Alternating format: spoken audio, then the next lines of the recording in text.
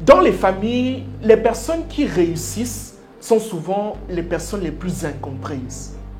Les personnes à un moment donné qui atteignent certains paliers financiers dans la famille sont souvent ceux-là qu'on traite de personnes avares ou encore, comme on a l'habitude de le dire dans notre jargon, des personnes chiches ou encore des personnes complètement incomprises sur le plan de la gestion. Parfois, ce sont des personnes qu'on se dit, mais il a 1 million, pourquoi je lui demande seulement 10 000? Ou bien il est multimillionnaire, pourquoi je lui demande seulement 10 000, mais il ne me donne pas? C'est le cas d'une dame. Une dame avec qui j'ai causé dernièrement, Madame Émilie, qui m'a permis aujourd'hui de partager une partie de la situation dans laquelle elle est aujourd'hui dans sa famille, dans cette vidéo, pour que vous aussi, vous puissiez tout simplement en tirer des leçons profondes. Alors restez jusqu'à la fin de cette vidéo si vous voulez connaître l'histoire de Madame Émilie et les leçons qui en découlent.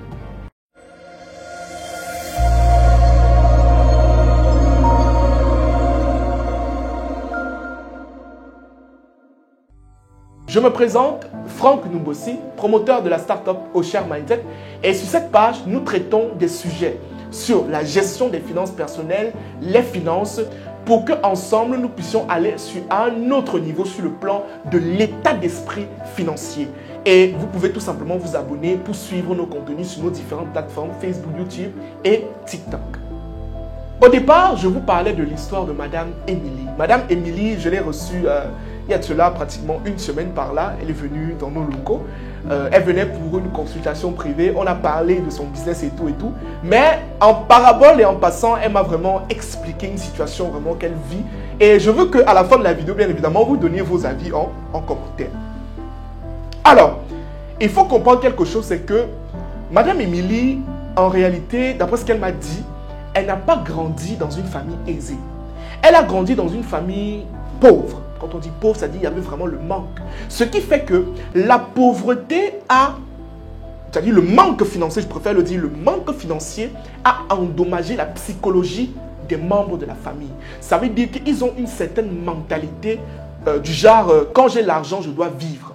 Quand j'ai l'argent, j'ai trop souffert. Il faut que je mange mon argent. Je ne dois pas, si je gagne 10 000, maintenant je vis parce que vraiment le genre de souffrance, il ne pense pas à demain. Mais il se trouve que Émilie était l'exception dans la famille. C'est une femme qui s'est levée et qui a dit, moi, je ne vais pas être comme les autres. Je serai la femme qui aura plus d'argent dans cette famille. Et par la grâce de Dieu et par ses propres efforts aussi, Émilie a pu bâtir une entreprise aujourd'hui qui vaut des millions. D'accord? C'est-à-dire que chaque mois, elle ne se plaint pas. Elle fait dans le e-commerce, elle fait dans la restauration, elle fait dans l'agriculture, dans l'élevage aussi. Elle a bâti un véritable patrimoine. Mais maintenant, il y a quelque chose qui se passe. J'ai l'habitude de vous dire sur cette page, pour ceux qui me suivent, que quand vous avez la lumière sur vous, c'est très bien, mais c'est aussi un très gros danger. Le succès vient avec beaucoup d'avantages, mais les gens ne se concentrent que sur les avantages en oubliant qu'il y a aussi des inconvénients. Parmi les inconvénients, on aura l'impression, par exemple, dans votre famille, que vous êtes un sectaire. Oui, je vous le dis clairement. Ça veut dire que si vous êtes dans une famille et que vous réussissez, on dit souvent que quand tu es dans une famille et que on ne t'a pas encore accusé d'être sorcier, ça veut dire que tu n'es pas encore bien riche. Il faut qu'on t'accuse, on dit que tu es dans la sorcellerie. Là, tu vas comprendre que, ah bon, donc ça veut dire que ma richesse fait déjà tellement, c'est déjà tellement énorme que ça fait peur. C'est là que tu vas commencer à comprendre que réellement tu es en train de devenir riche. Et c'était justement le cas de Madame Émilie. Parce que quand elle devient riche, automatiquement dans la famille, on la traite de sorcière, on la traite de sectaire, on dit qu'elle est dans une loge. Jusqu'à là, tout va bien. Elle dit, ah, ce sont juste des paroles, elle ne veut pas vraiment, comment on appelle ça, s'appuyer dessus. Deuxième, stop. La vidéo n'est pas encore terminée, mais j'ai une offre spéciale à te faire. Une offre que je suis garantie que si tu bénéficies, tu vas quitter du niveau 0 au niveau héros sur le plan des finances. Récemment, mon équipe et moi, nous avons décidé de mettre sur pied 4 nouvelles formations axées principalement sur la finance. Et sur ces formations, nous avons décidé de te faire une offre spéciale. Je te donne toutes les 4 formations d'abord. La première formation s'intitule « Comment développer sa psychologie financière ». Cette formation coûte en réalité 100 000 francs. La deuxième formation s'intitule « Comment se fixer des objectifs financiers ». Cette formation coûte en réalité 50 000 francs. La troisième formation qui s'intitule « Comment minimiser ses dépenses et optimiser ses dépenses » coûte en réalité 100 000 francs. Et la dernière formation qui porte sur l'épargne comment épargner dans le but d'investir qui coûte en réalité 50 000 francs. Quand tu globalises toutes ces formations, tu te retrouves avec un pack de formation qui coûte pratiquement 300 000 francs CFA. Ce qui est énorme, je le sais. C'est la raison pour laquelle tu as la possibilité dans les prochaines heures de bénéficier de ces 4 formations à seulement 35 000 francs CFA. Je tiens à préciser que nous ne voulons pas énormément de personnes. Nous avons seulement besoin de 10 personnes qui seront en mesure de bénéficier de cette offre. Parce que ces 10 personnes qui vont bénéficier de l'offre que je viens de donner auront la possibilité de participer à une masterclass complètement gratuite à la fin de ce mois. Alors, qu'est-ce que tu attends pour bénéficier de cette offre spéciale? Qu'est-ce que tu attends encore pour quitter d'un niveau 0 à un niveau héros sur le plan financier? Clique juste sur le lien qui se trouve en commentaire dès maintenant. Merci. Le problème qui se pose, c'est quoi? C'est que dans la famille, elle, en fait, dans sa logique, étant donné qu'elle a un mindset qui est élevé, elle comprend ce qu'on appelle la notion de leadership. Ça veut dire que elle se dit que si je réussis, je dois être en mesure de tirer les autres vers le haut. Je dois être en mesure de tirer mes frères vers le haut. Et tirer mes frères vers le haut, ce n'est pas tout simplement leur donner de l'argent. Non, c'est leur éduquer sur le business. C'est leur apprendre tout simplement à pêcher au lieu de leur donner du poisson. Mais le problème, c'est que les frères n'entendent pas ça.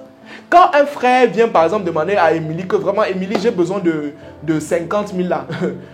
Et que Émilie dit, ouais, vraiment, je ne peux pas te donner ça. Mais ce que je te propose, c'est plutôt qu'on lance un business et tout. Il dit, ah, c'est tout comme ça. Et tout comme ça que tu fais. Tu ne nous donnes jamais rien. C'est tout comme ça. Tu as beaucoup d'argent. Moi, on te demande 50 000 seulement. Tu refuses. Là, tu me parles de trucs et tout et tout. Vous voyez la mentalité? Ça veut dire que lui, en fait, il veut qu'on lui donne l'argent. Et ce qui se passe, c'est qu'elle a l'habitude même de donner. Mais quand elle donne, qu'est-ce qu'on en fait? On n'en fait rien. La psychologie est mauvaise. C'est pour cette raison que j'ai l'habitude de vous dire qu'en réalité, vous pouvez donner 1 million à une première personne. Vous donnez les mêmes 1 million à une deuxième personne. Mais la deuxième personne fait des exploits et la première personne ne fait rien. Tout simplement parce que si une personne n'a pas déjà une bonne mentalité et une bonne psychologie financière, je peux te garantir, ça ne va pas marcher. Donne lui-même 100 millions, il ne va rien faire avec cela. Il y a des personnes que pour aider, tu n'as pas besoin de lui donner l'argent. Il n'a pas besoin d'argent. Il y a des personnes qui ont l'impression qu'ils ont besoin d'argent, mais ils n'ont pas besoin d'argent. Ils ont besoin d'une formation. Ils ont besoin qu'on les forme. Ils ont besoin qu'on change leur mentalité. Parce que quel qu'en soit le montant que tu vas lui donner, il ne va rien faire avec cela. Et c'est le cas d'Émilie. Parce que dans sa famille, elle a l'habitude de donner, mais on n'en fait rien. Elle donne l'argent à ses frères. Qu'est-ce qu'ils font? Ils partent boire, ils partent vivre, ils partent vraiment, ça veut dire qu'ils partent vraiment se mettre bien en fait, comme s'il y avait un robinet sur lequel ils devaient ouvrir à chaque fois et recevoir de l'eau en fait. Donc Émilie est devenue le robinet de la famille. Face à cette situation, Émilie me demande, Franck, je ne sais pas quoi faire. Alors, je vous retourne la question à vous. À votre avis, et si vous étiez dans la même situation qu'Émilie, qu'est-ce que vous auriez fait? Qu'est-ce que vous aurez fait? Ce sont vos frères, ce sont vos sœurs, ce sont vos cousins, c'est la famille, c'est le sang. Qu'est-ce que je fais en ce moment? En ce moment, elle est incomprise dans sa propre famille. Ça veut dire qu'on ne comprend pas en fait qu'elle, en fait, si elle se met à donner, elle-même elle devient pauvre. Et de l'autre côté, si à un moment donné, elle n'apprend pas aussi aux autres à évoluer, c'est dangereux pour elle. Parce qu'elle sera la seule qui va supporter le poids de toute la famille. Alors, à votre avis, ou alors, si vous étiez dans la même situation qu'Émilie, qu'est-ce que vous auriez fait? Je vous laisse répondre en commentaire dès maintenant. Répondez en commentaire pour qu'on puisse en débattre. Merci.